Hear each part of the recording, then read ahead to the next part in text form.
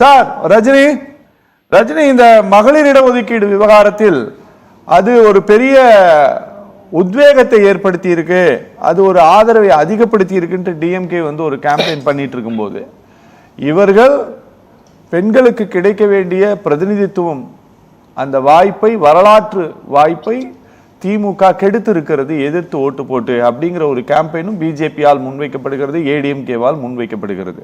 ஏடிஎம்கே கொஞ்சம் டிசைனா வைக்கிறாங்க, ஒரு 20 தொகுதி கூடுதலா கிடைச்சிருக்கோம், அதை இழந்திருக்கிறோம், அதனால கொண்டாடி கொண்டு இருக்கிறதா டிஎம்கேன்னு சொல்லிட்டு.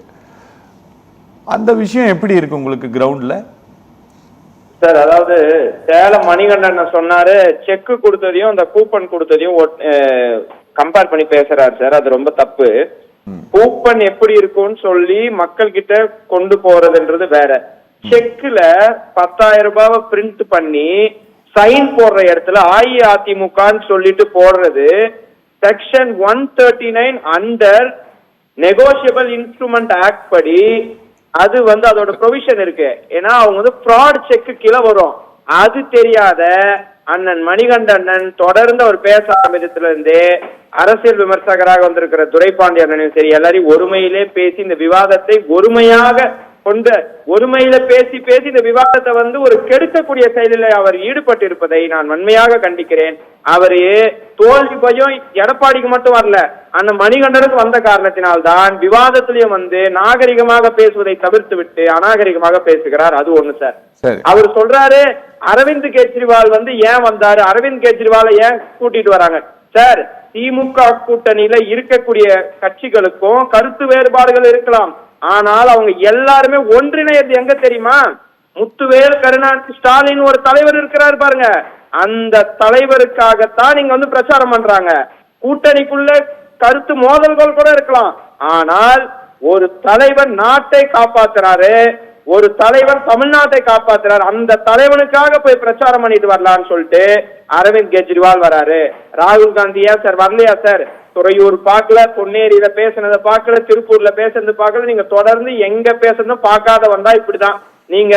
அதான் சொன்னாரு சங்கி சங்கின்னு சொல்லிட்டு முழுமையாக பாஜகவுடைய ஸ்பீச்சே பார்த்துட்டீங்கன்னா செய்தியில உங்களுக்கு அப்படிதான் தெரியும். ராகுல் காந்தி பேசுறது உங்களுக்கு தெரியலையா? ராகுல் காந்தி எத்தனை இடத்துல பிரச்சாரம் பண்ணாருன்னு சொல்லி ஷெட்யூல நீங்க பார்க்கலையா? அப்படி வந்த ராகுல் காந்தி சொல்றாரு பிஜேபியும் நீங்கள் அதாவது நீங்க வந்திருக்கீங்க பாருங்க, பிஜேபியும் ஆர்எஸ்எஸும் ஒரு நாளும் எங்களுடைய சகோதரர் மு.க. ஸ்டாலினை கட்டுப்படுத்த முடியாதுன்னு சொல்லிட்டு போயிருக்காரு. உங்களால ஒரு நாளும் அவரை கட்டுப்படுத்த முடியாது. அதே மாதிரி நீங்கள் தனியால் இல்லை, ஒட்டுமொத்த தேசமும் உங்கள் பின்னால் உள்ளது. நீங்கள் பின்பற்றும் கொள்கைக்கு ஆதரவாக காங்கிரஸ் எப்போதும் இருக்கும் சொல்லிட்டு மல்லிகார்ஜுன கார்கே சொல்லிட்டு போயிருக்காரு. அந்த மணிகண்டனுக்கு சவால் விடுற, ஒரே முறை மோடி இந்த மாதிரி பேச வச்சிருங்களேன். எடப்பாடி பழனிசாமி ஜி, உங்க பின்னாடிதான் ஒட்டுமொத்த தேசமும் இருக்கு, நாங்க இருக்கோன்னு போய் பேச சொல்லுங்க. எடப்பாடின்ற வார்த்தையை கூட இன்னி வரைக்கும் பிரதமர் மோடி பேசல. இந்த கெதியில கூட்டணியை வச்சுட்டு திமுகவை டெபாசிட் போயிருன்றாரு. தூக்கத்துல கனவுல கூட அது நடக்காது சார். நீங்க வாய்க்கு வந்ததான் வளரலாம், ஆனா இது மாதிரி அடிப்படையில தெரியாத நீங்க பேசக்கூடாது.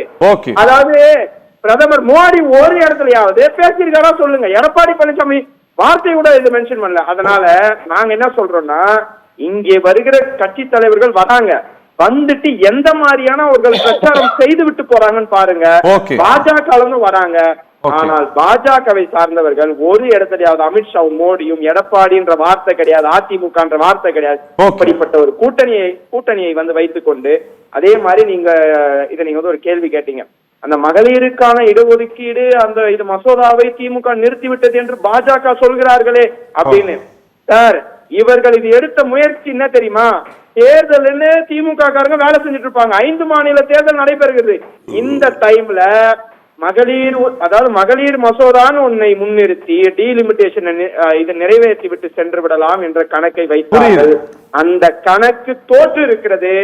இரண்டுமே எங்களுக்கு தேவையில்லாத ஒண்ணுதான் என்று அதுதான் களத்துல மக்கள் கிட்ட ரீச் ஆயிருக்கே தவிர்த்து சேலம் மணிகண்டன் மாதிரி இங்க யாரும் கிடையாது. பொய்யை பரப்புவதற்கு அது மாதிரி களத்துல பேசுவதற்கும் இங்க யாரும் அந்த மாதிரி பேசல.